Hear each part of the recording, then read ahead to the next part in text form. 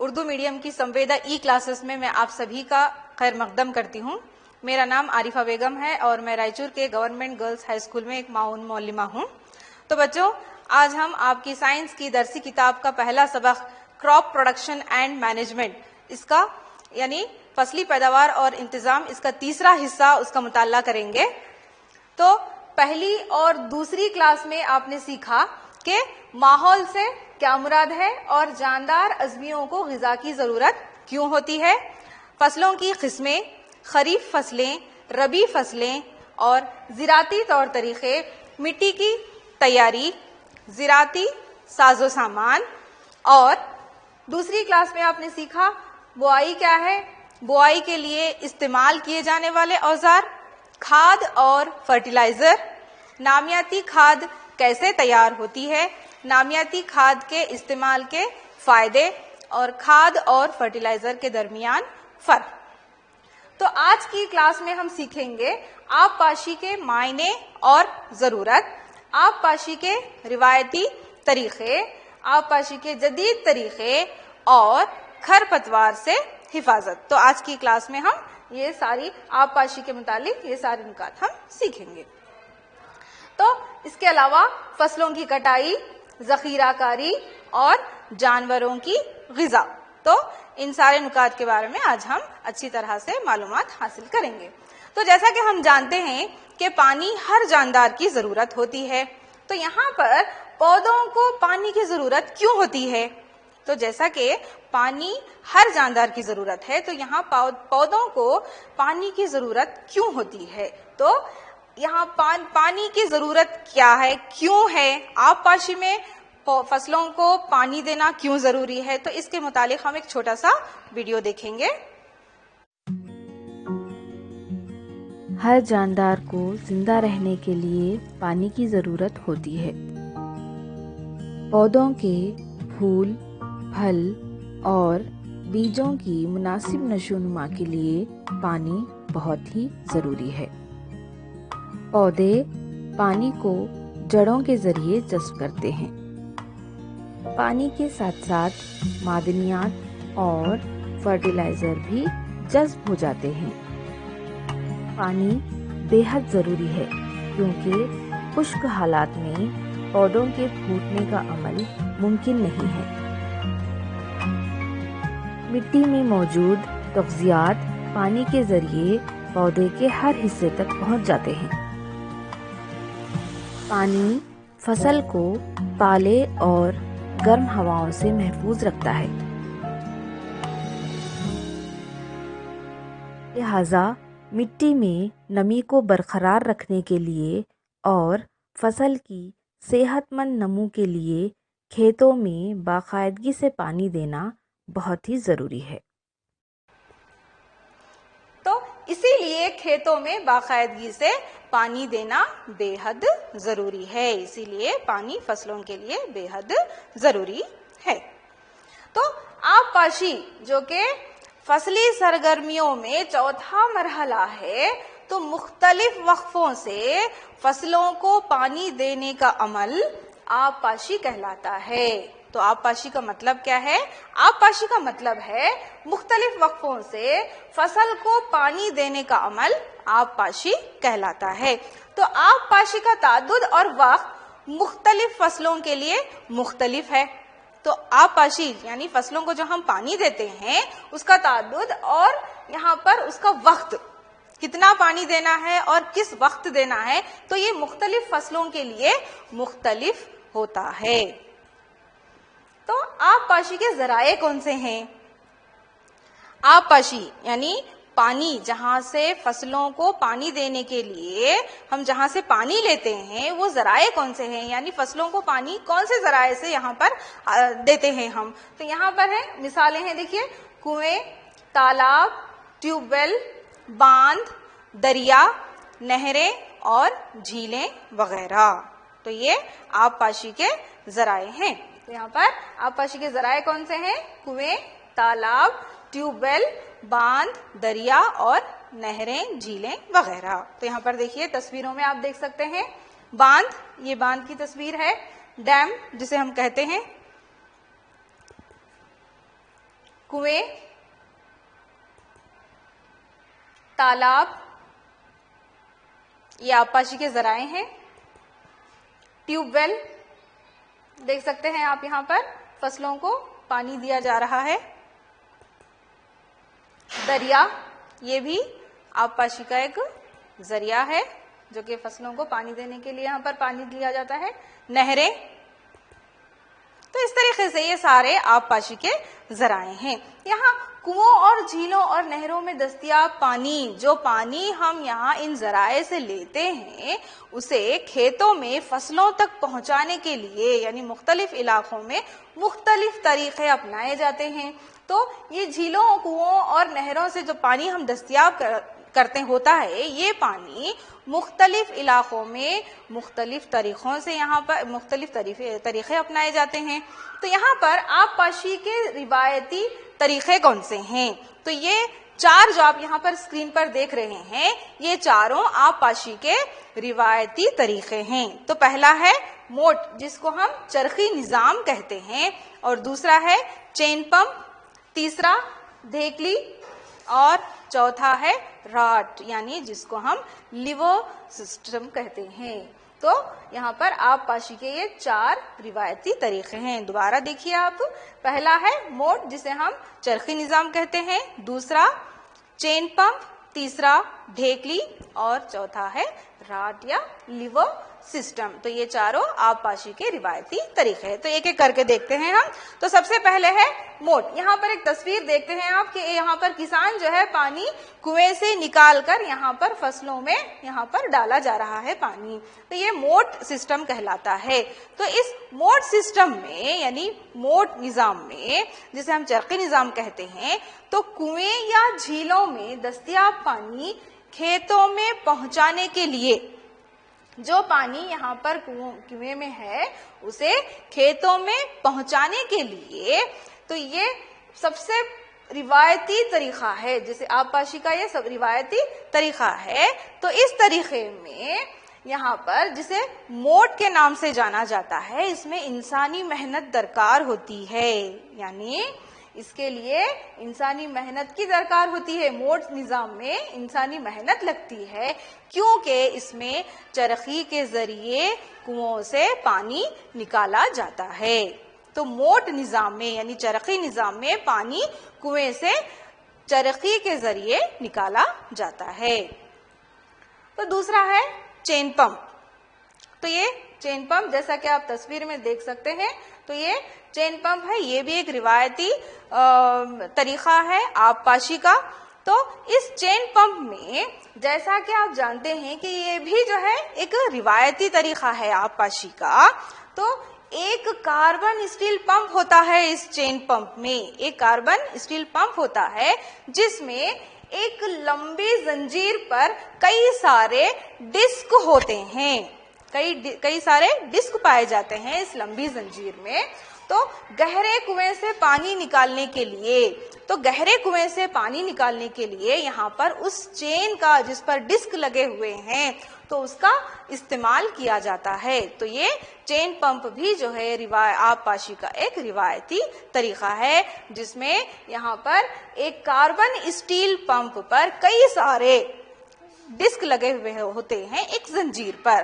तो इसे पानी यहाँ पर कुओं से निकालने के लिए इस्तेमाल किया जाता है, और वो पानी यहाँ पर फसलों को दिया जाता है। तो चलते हैं आगे की तरफ। यह है ढेकली। जिस तरीके से आप यहाँ पर तस्वीर में देख सकते हैं, ये ढेकली निजाम जो है ये भी एक आबपाशी का रिवायती तरीका है।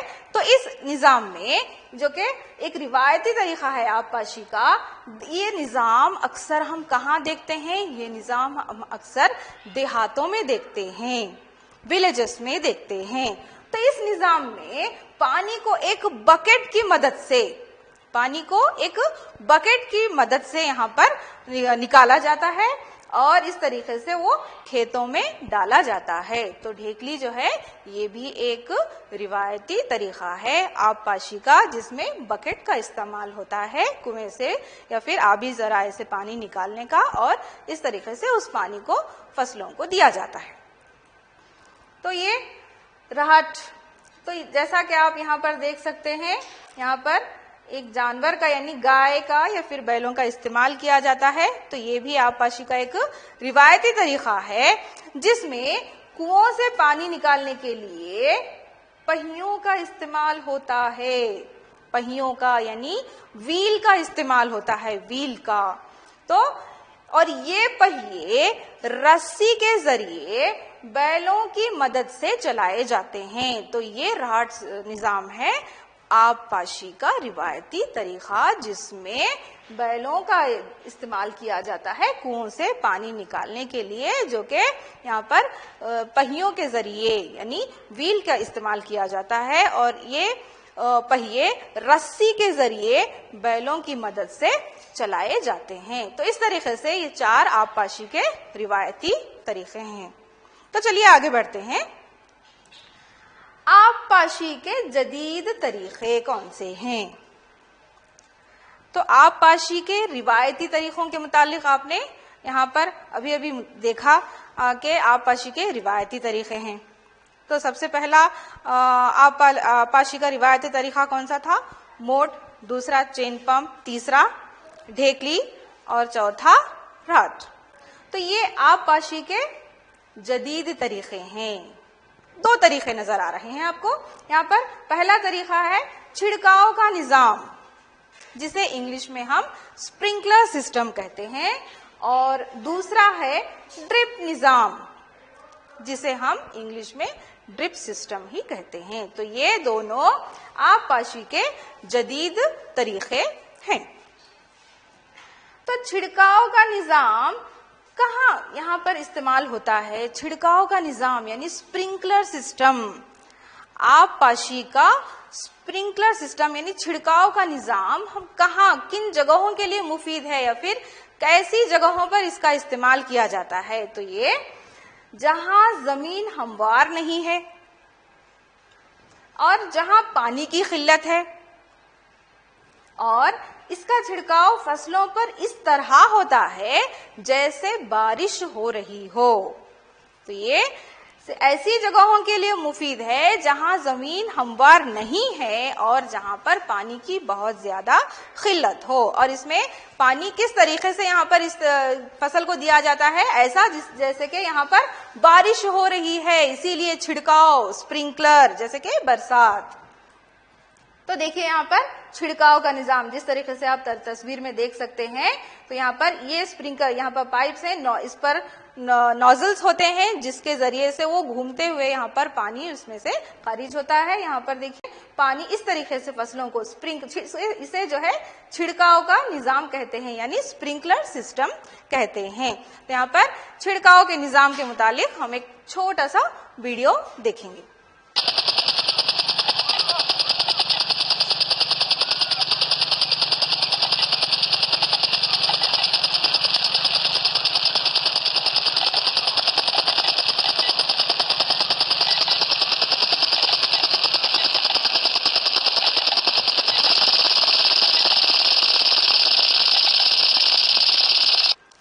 ये था छिड़काव का निजाम।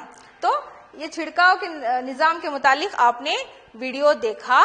तो इस तरीके से फसलों को छिड़काव के निजाम के जरिए यहाँ पर पानी दिया जाता है। तो अब चलिए आगे बढ़ते हैं। ड्रिप निजाम यानी ड्रिप सिस्टम। तो इसमें पानी बूंद बूंद करके पौधों की जड़ों में गिरता रहता है।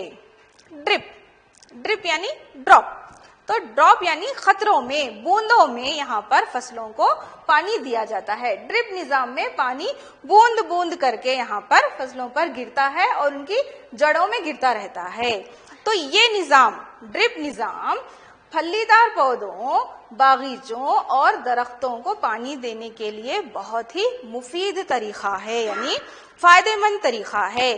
तो ये ड्रिप निजाम यानी ड्रिप सिस्टम ज्यादातर बागीचों और यहाँ पर फलीदार पौधों के लिए बहुत ही मुफीद है। तो इस ड्रिप निजाम के बारे में हम देख चुके हैं। तो ये कैसी जगहों पर यहाँ पर इस्तेमाल किया जाता है या किन जगहों के लिए ये निजाम मुफीद है? तो ऐसी जगह है जहां पर पानी की किल्लत हो, बिल्कुल छिड़काव के निज़ाम की तरह उसमें भी जो आप छिड़काव का निज़ाम देख चुके हैं, वहां भी ऐसी जगहों पर वो निज़ाम इस्तेमाल किया जाता है जहां पर पानी की किल्लत हो। तो ड्रिप निज़ाम भी ऐसी जगहों के लिए इस्तेमाल किया जाता है जहां पर पानी की बहुत दिक्कत होती है। इस तरीके में पानी बिल्कुल जाया नहीं होता। तो अब यहाँ पर इस तरीके में पानी जाया नहीं होता, यानी वेस्ट नहीं होता। तो किस तरीके से? क्योंकि यहाँ पर पानी बूंद बूंद करके यहाँ पर गिरता है, इसीलिए ज्यादा पानी यहाँ पर जाया नहीं होता है, वेस्ट नहीं होता है। जितनी यहाँ पर जरूरत के निस्बतन जरूरत के लिहाज से यहाँ पर पानी जड़ों तक पहुंचता है। तो इसीलिए ये ड्रिप निज़ाम यहाँ पर बहुत ही मुफीद साबित होता है। तो ड्रिप निज़ाम यहाँ पर तस्वीर में देखिए, जिस तरीके से यहाँ पर पाइप्स आप देख सकते हैं, यहाँ पर पाइप हैं और इन पाइप यहाँ पर जहां जहां पौधे हैं वहां पर पाइप के पास छोटी छोटी जो है सुराखें होती हैं। तो उन सुराखों के जरिए से, उन होल्स के जरिए से, पोर्स के जरिए से वो पानी बूंद बूंद करके यहाँ पर गिरता है और जड़ों तक पहुंचता है। इस तरीके से फसल को पानी दस्तयाब होता है। तो यहाँ पर देखिए, आप देख सकते हैं यहाँ पर बहुत सारे पाइप लगे हुए हैं और इस तरीके से जो है फसल को यहाँ पर पानी दिया जाता है आबी जराए से। तो चलिए आगे बढ़ते हैं। अब खरपतवार क्या है?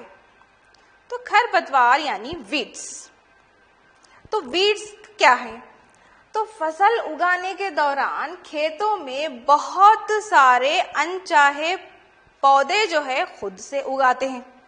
तो इन अनचाहे पौधों को हम वीड्स कहते हैं, यानी इनको हम खरपतवार कहते हैं। तो ये गैर मतलूब पौधे कुदरती तौर पर उगते हैं। इन्हें खासकर बीज डालकर उगाया नहीं जाता, बल्कि फसल के साथ ये गैर मतलूब पौधे खुद से उग आते हैं। तो इन्हें हम खरपतवार कहते हैं, यानी वीड्स कहते हैं। और खरपतवार को हटाने का तरीकाकार वीडिंग कहलाता है, यानी खरपतवार को जिस तरीके से हटाया जाता है उसको हम वीडिंग कहते हैं और इंग्लिश में भी इसको वीडिंग ही कहते हैं। तो फसल के साथ साथ जो गैर मतलूब पौधे खुद से उगाते हैं उन्हें हम वीड्स कहते हैं। तो खरपतवार के ताल्लुक से हम एक छोटा सा वीडियो देखेंगे।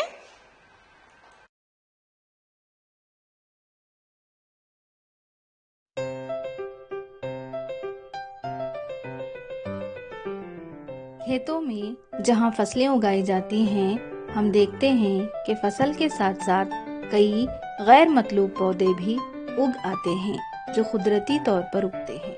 तो इन गैर मतलूब पौधों को जो कुदरती तौर पर उग आते हैं, इन्हें खरपतवार कहा जाता है।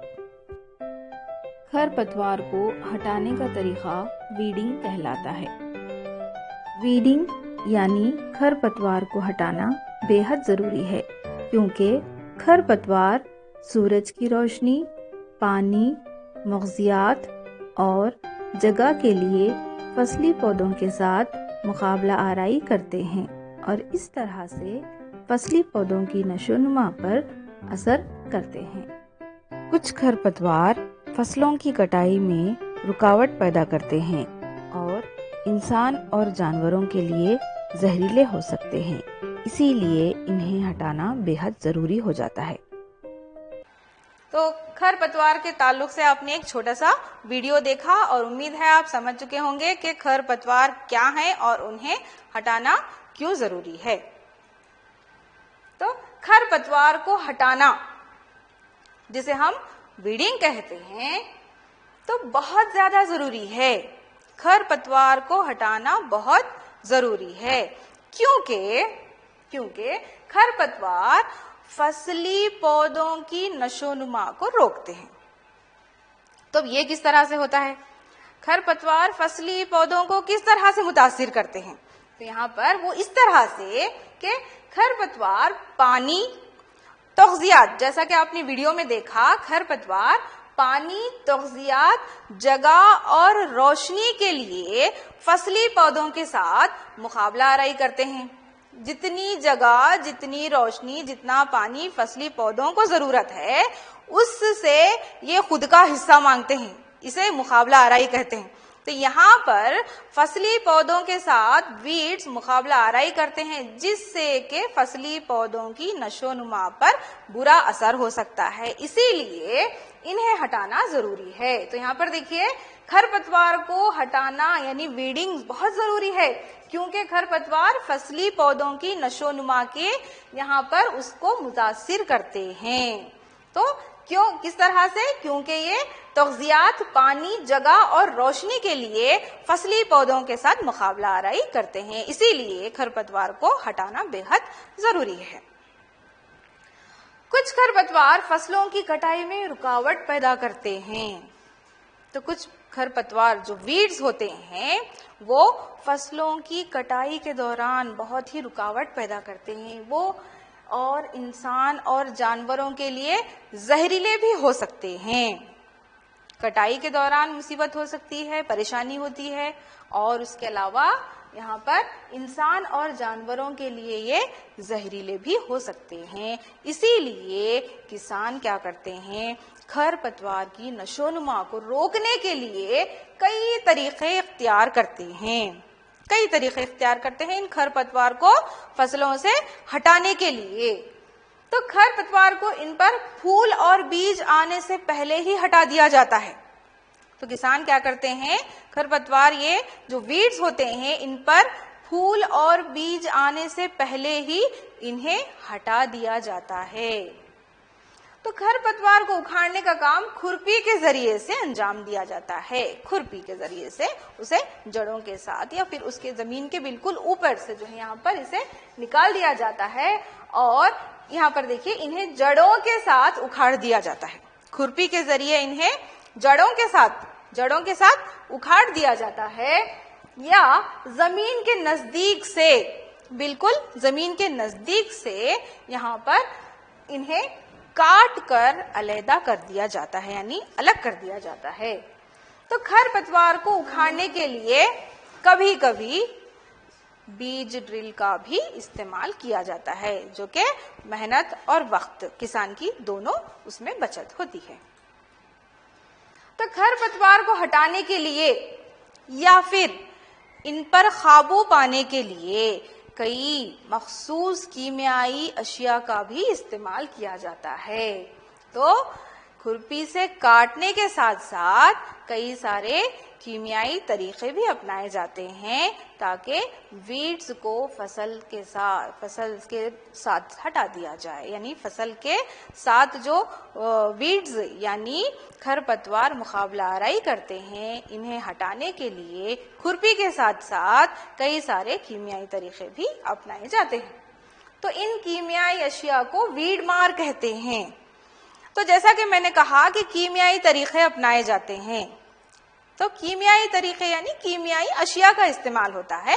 तो इन कीमियाई अशिया को जो कि वीड्स को हटाने के लिए इस्तेमाल किया जाता है, तो उन अशिया को वीडीसाइड्स कहते हैं, यानी वीड मार कहते हैं। तो वीड मार यानी वीडीसाइड्स यानी केमिकल्स यानी कीमियाई अशिया जिन्हें वीड्स हटाने के लिए यानी खरपतवार हटाने के लिए इस्तेमाल किया जाता है।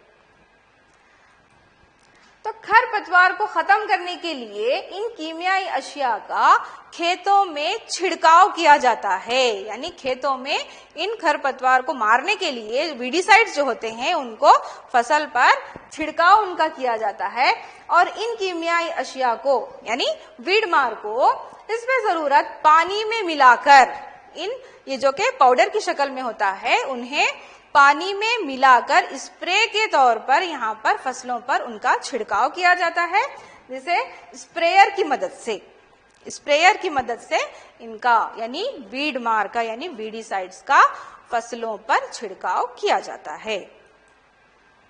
तो यहाँ पर देख सकते हैं आप, ये जैसा कि आप यहाँ पर तस्वीर में देखते हैं कि ये किसान जो है यहाँ पर वीडीसाइड्स यहाँ पर एक शख्स जो है, ये शख्स वीडीसाइड जो है फसल पर स्प्रे यानी छिड़काव इसका कर रहा है। तो वो वीड मार कीमियाई अशिया हैं, तो इन कीमियाई अशिया का इस्तेमाल बहुत एहतियात से करनी चाहिए, क्योंकि यहाँ पर इससे जो शख्स उस वीड मार का छिड़काव कर रहा है उससे उस शख्स की सेहत पर बुरा असर पड़ सकता है। तो इसीलिए किसान अपने मुंह और नाक को कपड़े से ढक लेते हैं। तो वीड मार यानी वीडीसाइड्स के बुरे असरात से बचने के लिए किसान अपने मुंह और नाक को कपड़े से ढक लेते हैं क्योंकि ये कीमियाई अशिया है। तो आगे बढ़ते हैं कटाई की तरफ। कटाई तो कटाई यानी फसल की कटाई। तो अनाज की फसल जो कि पकने में तकरीबन 4 महीने का वक्त लेती है, तो फसल के पकने के बाद उसे काटना कटाई कहलाता है। तो यहाँ पर 2 तरीकों से कटाई की जाती है। तो सबसे पहले कटाई के दौरान फसली पौधों को या तो खींचकर उखाड़ लेते हैं या फिर उसको जमीन के नजदीक से काट लेते हैं। तो यहाँ पर देखिए खुरपी का इंतजाम, ब्लेड जिसे हम दरांती कहते हैं, तो इसका इस्तेमाल करते हैं। तो हमारे मुल्क में मुकम्मल फसल की कटाई जो है इसका काम दरांती से ही किया जाता है, यानी हाथों के जरिए से या फिर मशीन के जरिए से भी इसका काम ये काम अंजाम दिया जाता है, जिसे हम हार्वेस्टर कहते हैं। तो अब जबकि फसल की कटाई का काम खत्म हो जाता है तो कटी हुई फसल से अनाज के दानों को अलग करना भी बहुत जरूरी होता है। तो यहाँ पर देखिए कटी हुई फसल से अनाज के दानों को अलग करने के तरीके को हम थ्रेशिंग कहते हैं। थ्रेशिंग यानी अनाज के दानों को अलग करना। तो अब अनाज के दानों को अलग करने का काम कंबाइन मशीन के जरिए से किया जाता है, जो कि हार्वेस्टर और थ्रेशिंग दोनों की मजमुई शक्ल है। तो ये कंबाइन मशीन यहाँ पर आप तस्वीर में देख सकते हैं, ये कंबाइन मशीन की तस्वीर है। तो ये कंबाइन मशीन दरअसल हार्वेस्टर और यहाँ पर थ्रेशर दोनों की मजमुई शक्ल है। तो अगला यहाँ पर मरहला है जखीराकारी। तो अगर फसल के दानों को लंबे अरसे तक रखना है तो इन्हें नमी, हशरात, चूहों और खुर्द अजवियों से यहाँ पर हमें फसल को महफूज रखना चाहिए। तो ताज़ा फसल में, जैसा कि आपको पता है, ताज़ा फसल में नमी ज्यादा होती है। तो ताज़ा कटी हुई फसल के दानों को बगैर सुखाए हुए स्टोर अगर हम करेंगे या फिर उन्हें बगैर सुखाए हुए स्टोर किया जाए तो ये उनके दानों यानी अनाज के दानों का खराब होने का अंदेशा हो सकता है। तो इसीलिए यहाँ पर जखीराकारी एक बहुत ही अहम मरहला है। तो जखीराकारी यहाँ बीजों के जमने की सलाहियत कम हो जाती है। ऐसा होने पर, यानी क्यों, कैसा होने पर, अगर सही तरह से जखीराकारी ना की जाए यानी दानों के अंदर अगर नमी बाकी रह गई तो यहाँ पर बीजों के जमने की सलाहियत कम हो जाती है और इसीलिए जखीराकारी से पहले उन्हें सुखाना बहुत जरूरी है। तो जखीराकारी से पहले दानों को सुखाने के क्या फायदे हैं? तो सबसे पहले बीजों में नमी की मिकदार कम हो जाती है और इससे बैक्टीरिया और फफूंद के हमले से भी जो है दाने महफूज हो जाते हैं। तो जखीराकारी यहाँ पर देखिए किसान क्या करते हैं, अनाज का जखीरा जूट के बोरों में यानी जूट के बैग्स में जो है यहाँ पर अनाज का जखीरा करते हैं। तो जखीराकारी बड़े पैमाने पर अगर की जाए यानी अनाज का जखीराकारी अगर बड़े पैमाने पर की जाए तो वो कहाँ होती है, साइलों और जखीरा घरों में होती है। तो जैसा कि यहाँ पर आप देखिए तस्वीरों में, ये साइलोज है और ये ग्रेनरीज यानी जखीरा घर है जहां पर बड़े पैमाने पर अनाज की जखीराकारी की जाती है। तो घरों में अनाज की जखीरा अंदोजी के लिए नीम के खुश्क पत्तियों का इस्तेमाल किया जाता है। देखिए यहाँ पर ये नीम के पत्तियों की तस्वीर है जो कि जिन्हें खुश्क करके यहाँ पर अनाज के साथ अनाज के साथ रखा जाता है ताकि अनाज खराब ना हो। तो जानवरों से ग़िज़ा, तो जैसा कि हमें पता है कि पौधों से हमें ग़िज़ा हासिल होती है, उसी तरह से हमें जानवरों से भी ग़िज़ा हासिल होती है। तो पौधों की तरह जानवर भी हमें ग़िज़ा देते हैं जैसे कि अंडा, गोश्त, मछली वगैरह। तो अब आगे बढ़ते हैं क्विज की तरफ। तो सबसे पहला सवाल है, हार्वेस्टर और थ्रेशिंग की मजमूई शक्ल का नाम क्या है? तो उसका जवाब है कंबाइन मशीन, तो जो कि हार्वेस्टर और थ्रेशर की मजमूई शक्ल है। तो दूसरा सवाल है, आबपाशी के जदीद तरीकों के नाम क्या हैं? तो जवाब है छिड़काव का निजाम और ड्रिप निजाम। तो तीसरा सवाल है, जखीराकारी से पहले दानों को सुखाया जाता है, क्यों सुखाया जाता है? तो इसका जवाब है दानों में नमी की मिकदार कम हो जाए और दाने हशरात, बैक्टीरिया और फफूंद के हमले से महफूज रहें, इसीलिए दानों को सुखाया जाता है। चौथा सवाल है, फसल के साथ साथ गैर जरूरी उगने वाले पौधों को हटाने का तरीकाकार क्या कहलाता है? तो इसका जवाब है वीडिंग, वीडिंग कहलाता है। तो चलिए अब कुछ होमवर्क हो जाए, घर पर काम। यहाँ पर 2 सवालात हैं। तो पहला सवाल है, वीड या खरपतवार क्या हैं और इन पर किस तरह काबू पाया जाता है? तो ये पहला सवाल है। दूसरा सवाल है, मंदरजा झेल जदौल को मुकम्मिल कीजिए। तो यहाँ पर शुमार नंबर, यहाँ पर पहली मिसाल जो है, मिसाल के तौर पर आपको यहाँ पर एक दिया गया है। तो ग़िज़ा जो है दूध है और इसके जराए कौन से हैं? गाय, भैंस, भेड़, बकरी और ऊंटनी। तो इसी तरह से आपको यहाँ पर आगे इस टेबल को यानी जदौल को मुकम्मिल करना है। तो उम्मीद करती हूँ आपको आज की क्लास अच्छे से समझ में आ गई होगी।